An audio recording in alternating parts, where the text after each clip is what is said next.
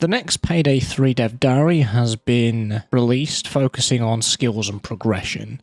So let me take you through all the details that we learnt from this dev diary, starting with the fact that the devs have stated that they wanted to start with blank slate with Payday 3. There's no skill trees, there's no perk decks, but they now have skill lines instead. And how these skills work is that there is a base node that goes into an upgrade node and mastery nodes. Upgrade nodes go from 3 to 5 nodes depending on the skill. Mastery nodes are weaker but don't require you to equip upgrade or base skills. So basically you have a base skill and then you have upgradable skills and then an independent mastery skill. You don't have to pick all the nodes in the skill line or in sequential order, so you can pick any of them. You just need the base skill equipped in order to unlock those more upgrades.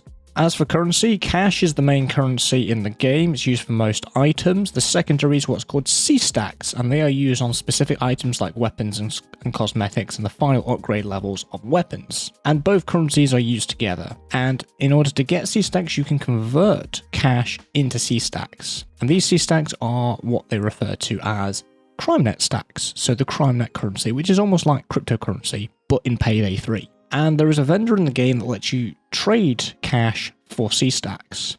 And the more cash you trade, the more expensive each following trade gets.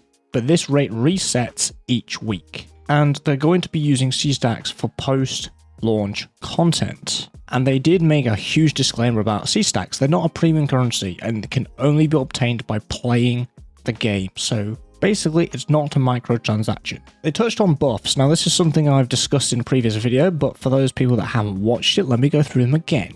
Edge is your damage buff, Grit is your defense buff, and Rush is your speed buff. And you can get one of these buffs at a time, but you can get all three simultaneously as long as you have the skills. So you get them through skills. For example, Aim Down Sight skill gains you Edge, which is a damage buff. You can make a build around these buffs to see which ones can give you each buff, and that's honestly up to you how you want it. Do you want all three? Do you want just the one? That's completely up to you. Skills are gained via the main progression system, so the Infamy system. Skills are more of a limit and a bank, so you can unequip and equip them as you please for experimentation, just like in Payday 2. That's not changed. The last skill point is unlocked at level 100, and is a total of 21 points. Completing challenges will gain you Infamy points and increase your Infamy level. There are going to be a total of 150 levels at launch, but at level 100 you have everything unlocked, like skill points, weapons, gameplay features, everything like that. At level 100 everything's unlocked. But after level 100, it's all cosmetic rewards. Now, as challenges are added post-launch, there will be easier methods for getting level 100, and they have mentioned about some post-launch things, so they're suggesting about adding extra skill points and extra levels. So the new soft cap would be 110 and the hard cap would be 160 as an example. I don't think it's actually confirmed that that is going to be the new cap, but they mentioned that as an example, referring to the day one cap. Soft pack cap would be 100 and then 150 hard cap. They have mentioned that level 100 should be possible for every single player in the game, so it's not much of a grind. XP gets distributed evenly to the weapons and skills you have. So as an example, if you gained 500 XP, the skill line and the weapon you've equipped, they both get 500 points. Challenges are in a challenge book.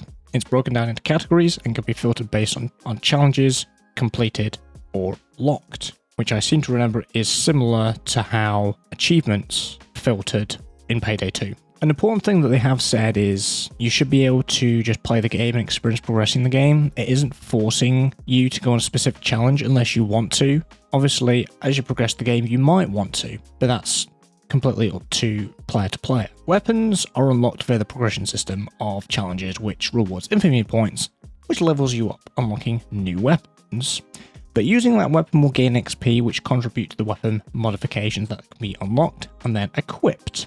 Leveling up one weapon will do that for that specific weapon. So if you buy another of the same weapon, it will be the same level. And the example that they had was the Car 4.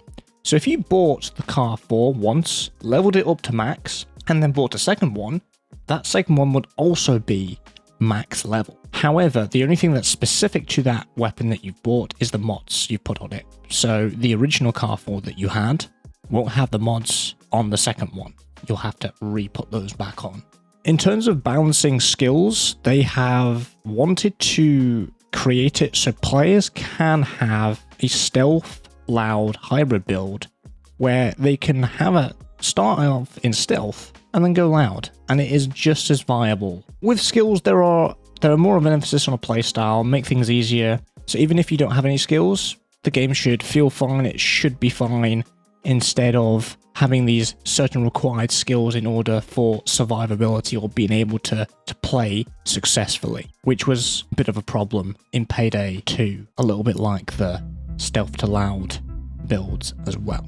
And that's everything that we found out in the skills and progression dev diary. I hope you've enjoyed the video. If you have and like to see more content like this one, including more Payday 3 content as it comes out, make sure you're subscribed here, and I'll see you guys in the next one. Take care.